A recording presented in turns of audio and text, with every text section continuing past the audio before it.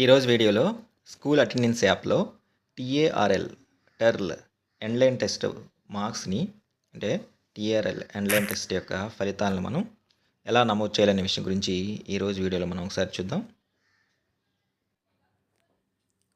ముందుగా school attendance app open చేసి మన యొక్క యూజర్ నేము పాస్వర్డ్ ఎంటర్ చేసి ఇక్కడ కనబడుతున్నటువంటి క్యాప్చా కోడ్ బాక్స్లో ఎంటర్ చేసి లాగిన్ ఆప్షన్ ద్వారా ముందుగా స్కూల్ అటెండెన్స్ యాప్లోకి లాగిన్ అవ్వాలి.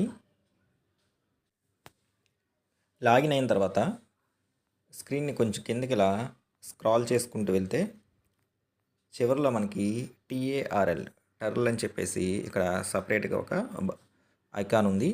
ఈ ఐకాన్ మీద మనం ప్రెస్ చేస్తే మనకి ఇలా కనబడుతుంది. ఇక్కడ వచ్చేసరికి లెర్నింగ్ ప్రాసెస్ అని చెప్పేసి ఉంది, సెలెక్ట్ అని చెప్పేసి. ఇప్పుడు ఆల్రెడీ మనం ఇంతకుముందు టెర్ల్ బేస్ లైను, టెర్ల్ మిడ్ లైను ఈ రెండింటి యొక్క ఫలితాలను ఎంటర్ చేసాము. ఇప్పుడు క్లోజింగ్ ఇయర్లో మనం టెర్ల్ ఎండ్ లైన్ యొక్క ఫలితాలను ఎంటర్ చేయాల్సి ఉంటుంది. కాబట్టి టెర్ల్ ఎండ్ లైన్ సెలెక్ట్ చేసుకుంటాము. Next select class. టెర్ల్ అనేది థర్డ్, ఫోర్త్, ఫిఫ్త్ క్లాసులు కాబట్టి థర్డ్, ఫోర్త్, ఫిఫ్త్ క్లాసుల్లో ఏ క్లాస్కు సంబంధించి ఇప్పుడు మనం ఈ టెర్ల్ ఎండ్ లైన్ ఫలితాలని నమోదు చేయాలనుకుంటున్నామో కన్సర్న్ క్లాస్ని మనం సెలెక్ట్ చేసుకోవాలి. తర్వాత ఇక్కడ సెలెక్ట్ సెక్షన్ ఉంది, సెక్షన్ సెలెక్ట్ చేసుకుంటాము. ఇక్కడ స్టూడెంట్ నేమ్స్ అని చెప్పేసి ఒక ఐకాన్ ఉంది మనకి. ఈ సెలెక్ట్ అనే ఆప్షన్ మీద ప్రెస్ చేయగానే మనకి ఆ క్లాస్లో ఉన్నటువంటి స్టూడెంట్స్ యొక్క అందరి నేమ్స్ డిస్ప్లే అవుతాయి. దానిలో మన బుక్లో ఉన్నటువంటి ఆర్డర్ ప్రకారము స్టూడెంట్ యొక్క నేమ్ని సెలెక్ట్ చేసుకోవాల్సి ఉంటుంది.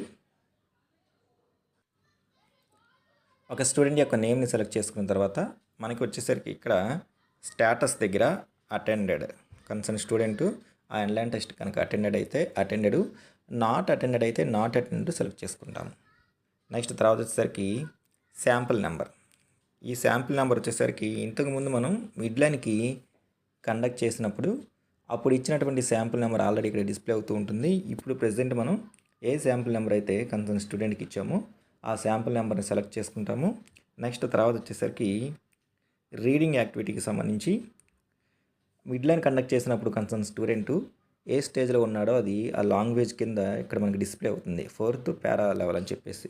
ఇప్పుడు మనకి ఏ స్టేజ్లో ఉన్నాడో అది మనం సెలెక్ట్ చేసుకుంటాము. తర్వాత మ్యాథ్స్కి సంబంధించి నెంబర్ రికగ్నైజేషన్ అని చెప్పేసి కింద మిడ్ లైన్కి సంబంధించినటువంటి స్టేజ్ కనబడుతుంది. ఇప్పుడు కన్సర్న్ స్టూడెంట్ ఏ స్టేజ్లో ఉన్నాడో అది సెలెక్ట్ చేసుకుంటాము. నెక్స్ట్ ఆపరేషన్స్, మ్యాథ్స్కు సంబంధించినటువంటి చతుర్వేద ప్రక్రియలు. ఇంతకుముందు ఉన్నటువంటి ఆల్రెడీ మిడ్ లైన్కి సంబంధించి మనకి ఇక్కడ కనబడుతుంది. ఇప్పుడు ఏ స్టేజ్లో ఉన్నాడో మనం